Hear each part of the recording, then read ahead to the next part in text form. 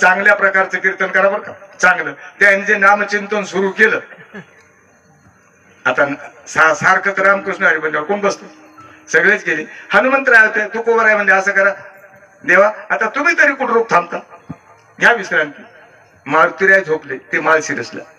म्हणजे ही आमच्या साधूंची पावर आहे. विठाला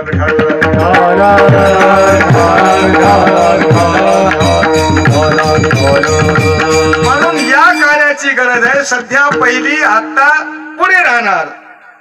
जातीभेद, वर्णभेद, पंथभेद, लिंगभेद, पक्षभेद, कुठलाही भेद जिथे पाळायचा नाही त्याचं नाव काल आहे. आणि ती परंपरा साधू संतांनी आपल्याकरता ही राबवायला सांगितली. त्यामुळे आज परमार्थाचा खरा अर्थ आहे की हे काल आहे. देवशिवा जीवशिवाचा काला केव्हा होईल काय सांगता येणार नाही, पण हे तुमच्या आमच्या हातात आहे. म्हणून मी अभंगाचा भावार्थ जेवढा शक्य होईल तेवढा सांगण्याचा प्रयत्न केला. आता याच्यानंतर भगवंताच्या चरित्राचं थोडंसं वर्णन आहे, ते आपण थोडंफार करू आणि शिवेला विराम देऊ. एकदा भजन करू. विठोबार फुमार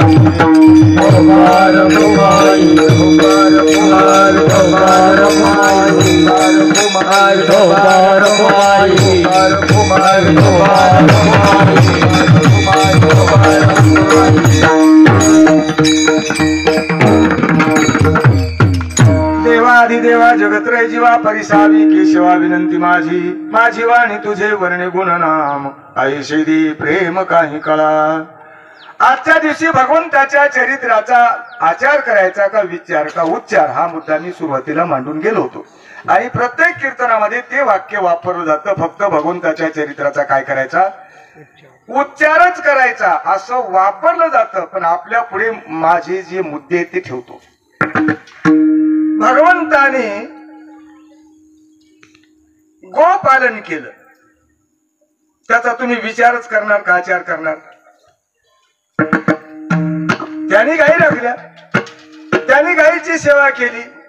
मग गायीचं काय महत्व आहे? आणि ब्रह्मांडाला एक परमात्मा ज्या अर्थी सेवा करतो त्याचा तुम्हाला काय करावं लागेल, विचार करावा लागेल, उच्चार करावा लागेल. असं काय महत्व आहे? आता माता भगिनी काही बसल्यात, त्यांच्याकरता नीट ऐका. माता भगिनीला थोडीशी सूचना देतो आवर्जून. गायीचं काय महत्व आहे? एखाद्या माता भगिनीची डिलिव्हरी जर थोडीशी कष्ट होत असले, गावरान गायीचं शेण घ्यायचं, थोडस कपड्यात घ्यायचं, 2 वेळ पाण्यात बुडवून काढायचं. ते पाणी डिलिव्हरीच्या वेळेला महिलांना पाजायचं. डिलिव्हरी नाही झाली तर उपरण नाही बांधणार.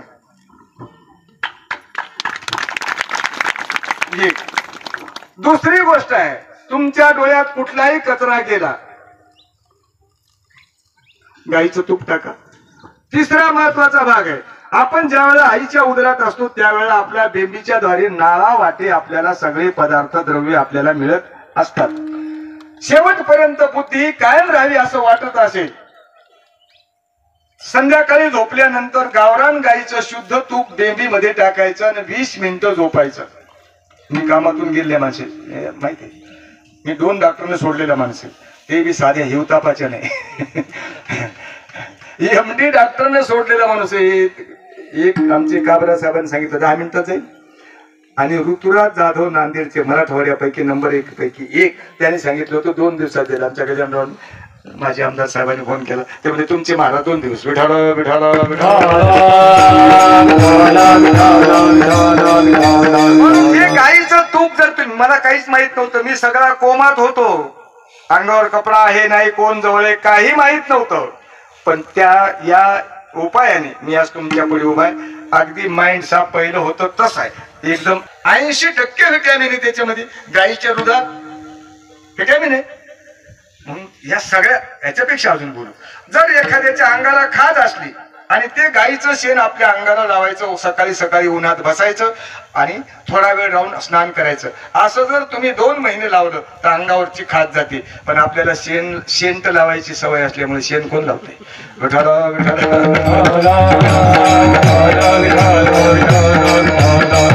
आणि ते गोमूत्र जर तुम्ही डोळ्यात टाकलं तरी पण पडदा नाहीसा होतो. दुसरी गोष्ट, गोमूत्र तुम्ही स्वतः 6 महिन्याच्या आतल्या कारवडीचं जर तुम्ही रोजाना पिलं तर कॅन्सर सारखा सुरुवातीचा आजार त्याच्यापासून नाहीसा होतो. गाईला जर रोजच तुम्ही कवट्यात धरून भेटलात असं रोज, तर तुमचे आजार बरे होतात. आणि याहीपेक्षा गाईच्या अजून एक महत्व सांगून जातो. ज्याला पितृदोष लागलेला आहे त्यांनी आपल्याला सांगतात तिकडे जा, कुठं? त्र्यंबकेश्वरला जा.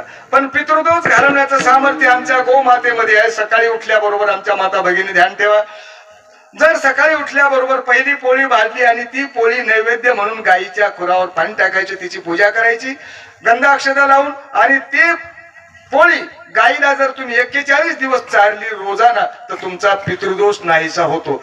मी गाईवर किती बोलू शकतो. विठ्ठल विठ्ठल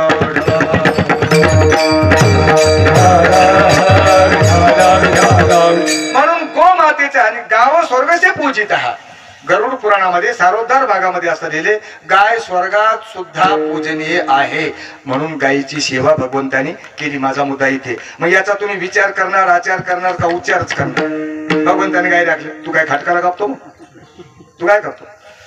भगवंताने गायी राखल्या याचा विचार करायचा. का विचार करायचा? एवढा मोठा माणूस आणि कशा करता केला एवढं सामर्थ्य आहे.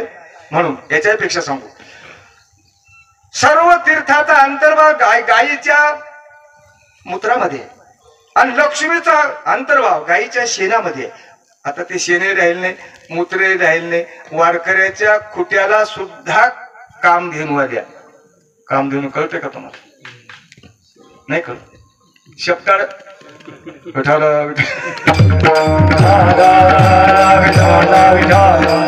याला कामधेनू कसं काय? म्हणजे ती कामधेनू जे देवा जे ते मागे असं म्हणतात. बरोबर आहे, जे मागितलं ती देत होती.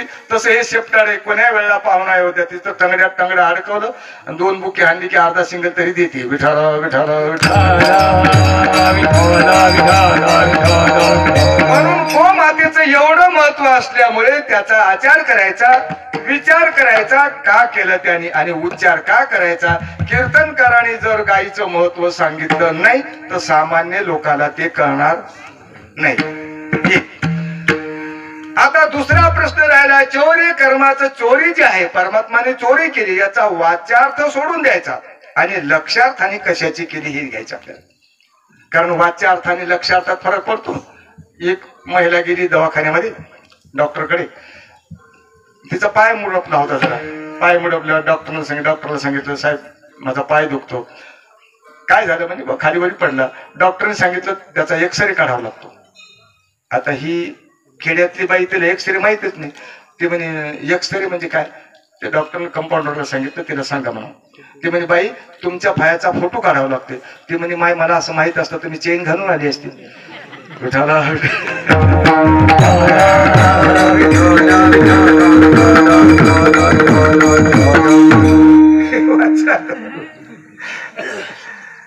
एकाला सांगितलं होतं, ते एसटी स्टँडवर लिहिलं होतं इथे येऊन चौकशी करा.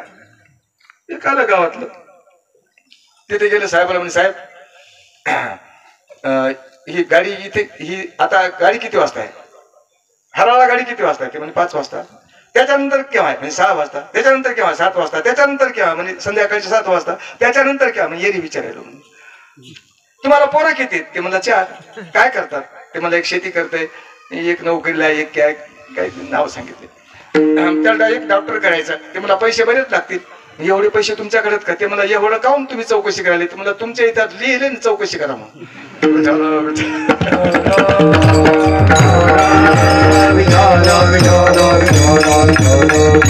कशाची चौकशी करा? तसं परमात्माने चित्त चोरलं, पण काय चोरलं हे ध्यान ठेवा. अजून एकदा हे वाक्य नीट लक्षपूर्वक ऐका. का म्हणतो? सज्जनाच्या चित्ताला लोण्याची उपमा दिलेली आहे तुकोबऱ्यांनी. मृत्यू सभा हे नवनीत तैसे सज्जनाचे चित्त पण मी एक वाक्य वापरतो, लक्षात ठेवा. म्हणजे तुकोबाराय चुकीत बोलतात असं नाही बरं का, मी एवढा मूर्ख नाही कशा ते कार्य करायला. पण चित्ताची लोणी, लोण्याला उपमा का दिली? लोण्याची उपमा, लोण्यापेक्षा दुसरं मृदू काही नाही म्हणून. बाकी लोण्याची उपमा चित्ताला बसत नाही, कशीच बसत नाही. तुम्हाला कशी बसत नाही सांगा. आता नीट ऐका, एका भांड्यामध्ये लोणी ठेवलं आणि दुसऱ्या भांड्यामध्ये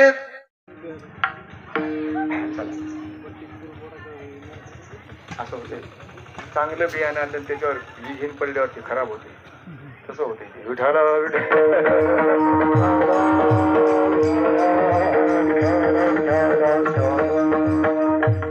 मग भगवान परमात्मा तिथे रांगायला लागला. पुढे गोपाळांबरोबर आले, गोपाळांची संगत झाली. गोपाळांनी सांगितलं, गोपाळांची तब्येत पाहिली आणि भगवान श्रीकृष्ण म्हणजे काय रे, तुम्ही अशी रोड काऊन झाली?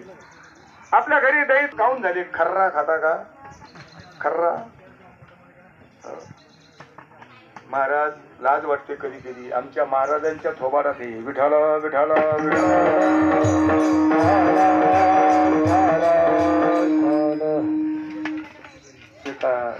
एक माझी गंधगोळी विसरली होती बरं का सुभाष.